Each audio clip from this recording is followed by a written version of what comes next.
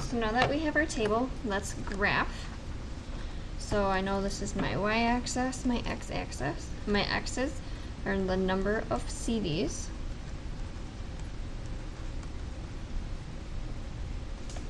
And then my y is my cost. So looking at this, I am going to label these 1 through 10. And then for my x's, I'm going to start at 250 and go up by 5s. So 255, 260, 265, 270, 275, 280, 285, 290. So if I don't produce any CDs, I still have to pay $250 for my master copy. If I produce 2, 256. If I produce 4, it's going to cost me 262. If I produce 6, 268. If I produce 8, 274. So our last thing we have to identify, is this going to be continuous or discrete? Since we're looking at the count of items, so the number of CDs, this is a discrete graph. So let's look at the back. An automatic photo booth charges $3 for each sheet of photos when I create the function. So we know we're charged $3 for each sheet of photos that we have. So let's say we don't buy any, or we buy 1, 2, 3, and 4 sheets. So if we don't buy any sheets, it's going to cost us nothing. If we buy just 1 sheet, it will cost us $3. If we buy 2, 3 times 2 is 6. If we buy 3, 3 times 3 is 9. If we buy 4, it will cost us 12. 4 times 3 is 12. So if we graph,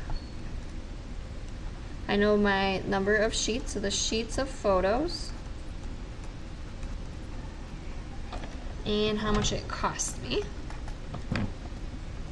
So if I want to graph, let's do 1 through 10 again. And let's do for our cost, let's go up by 1. So 1.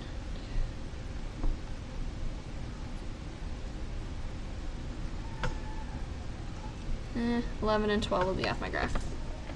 So if I don't buy any, paying 0. If I buy 1, I have to pay $3. If I buy 2, 6. If I buy 3, 9.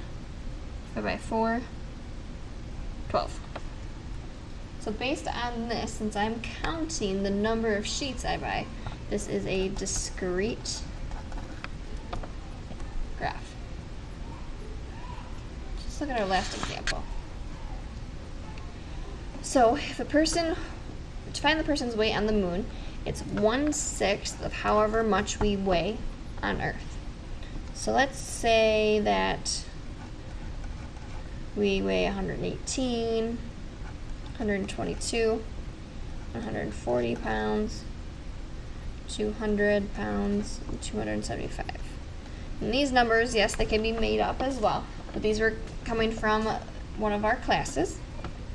So if we weighed 118 on Earth, we would weigh 19.6 pounds on the moon. If we weighed 122 on Earth, we'd weigh 20 3/10. If we weighed 140 on Earth, on the moon, we'd weigh 23.3. If we weighed 200 on Earth, we'd weigh 33.3 on the moon. If we weighed 275, we would weigh 45 8/10 on the moon. So like I said, these weights came from one of our classes. So if we need to graph, and say the weight on Earth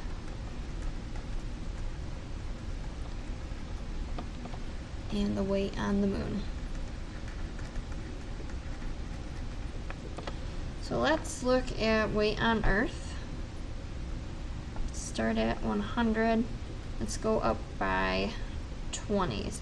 So 100, 120, 140, 160, 180, 200, 220, 240, 260, and 280.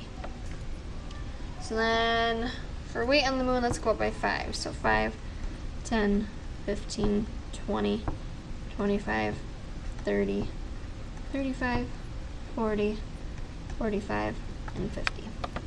So if we weighed 118, weighed 19.6 on the moon,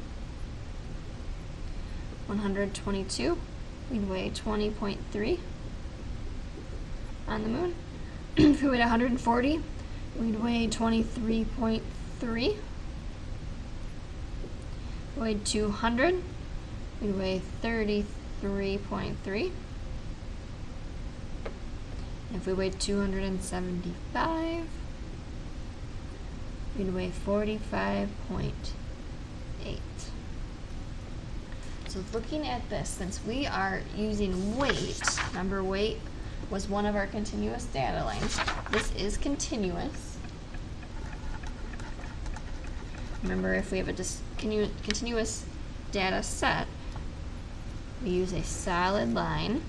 It's not going to be perfect because they're not accurate points, but we use a solid line to depict that as continuous.